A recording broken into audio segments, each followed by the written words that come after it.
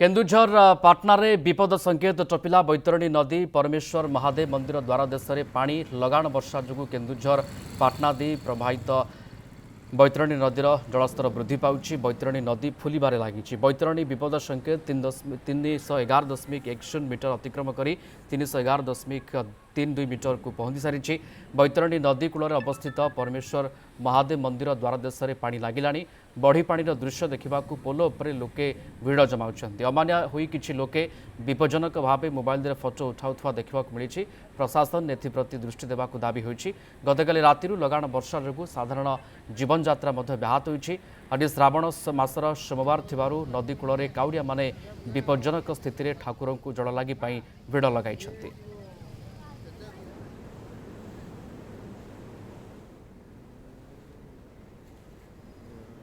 परमेश्वर महादेव मंदिर में पानी ए दृश्य आम आपण पाखे पहुंचाऊँ किभली भाव में नदी जलस्तर बढ़िला एवं पूरा मंदिर वर्तमान समय पानी घर रही सेठी विपद संकेत उपर नदी प्रवाहित होउछि। प्रशासन स्थिति उपर नजर रखी।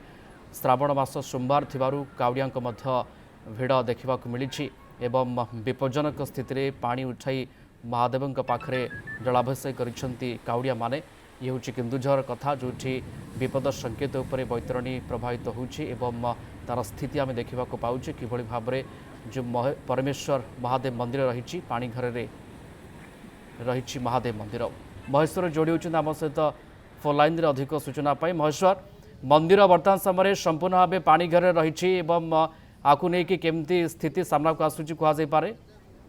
हाँ देखु गतकाली जो केन्दुझर अंचल जो चंपुआ अंचल बैतरणी कूल जो चंपुआ अंचल 120 ରୁ 30 मिलीमीटर वर्षा पाटना 100 ରୁ ऊर्ध्व वर्षा जो जारी रही से बैतरणी पानीर बढ़ी जाइए। पाटना निकट जो बैतरणी कूल जो अच्छी महादेव मंदिर बर्तमान काउड़िया माने से मंदिर को जावाई बर्तमान चिंतार अच्छा विभिन्न कलश भार धरी पानी ढालिया शिव मंदिर को आज शेष दिन थिला।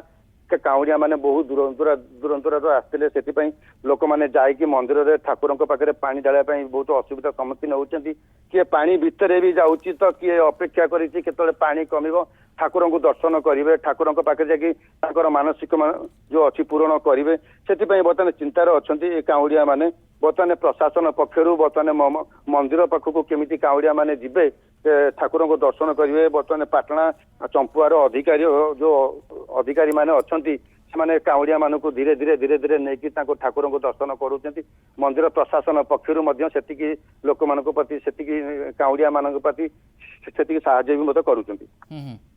एवं सकाळु सकाळु ये दृश्य देखा मिलता जे केमती विपज्जनक भाव में विपज्जनक स्थिति में काउड़िया जल संग्रह कर जल उठाई महादेव पाखे जलाभिषेक करुँच। किंतु कथा भी कौन काउड़िया माने फसी रही कि मंदिर में। हाँ देखु बर्तमान सका गतकाली राति जो प्रकार वर्षार तांडव देखा मिली चंपुआ अंचल चंपुआर बैतरणी चंपुआर जो 200 मिलीमीटर 130 मिलीमीटर जो ऊर्ध्व वर्षा होती से बैतरणी बर्तमान पानी मात्रा बढ़ी जाइए। बर्तमान काली राति बर्तमान बैतरणी पानी बढ़ी जाइए से काउड़िया माने से ठाकुर पाखक दर्शन करने सकाळु सकाळु भिड़ रही ठाकुर को दर्शन कर एबे भी बर्तमान काउड़िया माने फसी रही नदी किसी मंदिर भितर भी फसी रही किसी मंदिर बाहर भी अपेक्षा कर ठाकुर को किभली भाव में दर्शन करेंगे से प्रशासन पक्ष बर्तमान चिंतित अवस्था अच्छा भक्त मैंने किभली भाव में ठाकुर को दर्शन करेंगे काउड़िया माने किभली ठाकुर पाखे पानी ढालिबे मनस्कामना पूरे बर्तमान समस्ते चिंतित अवस्था अच्छा। महेश्वर चंपुआ उपर मुंडे प्रबल वर्षा आसे पानी बैतरणी को आसेनी जिते बैतरणी को से पानी आसब आहरी जलस्तर बढ़ स्थिति केमती जटिल होगा जाऊँगी। देखु बर्तमान चंपुआ आमर जो अच्छी कोईड़ा अंचल जो मात्रा वर्षा मात्रा बढ़ी गतकाली ठारू से बर्तमान बैतरणी पानी स्थिति बर्तमान टी कम अच्छी से पानी आसिक बैतरणी पड़ी नहीं से धीरे धीरे बैतरणी फुलुची एवं विपद संकेत उपरे प्रभावित होउची बैतरणी एवं महादेव का मंदिर को पानी घेरिकी रही चित्र सामना को आसुची केन्दुझर। धन्यवाद महेश्वर आपनकर तमाम सूचना पाई।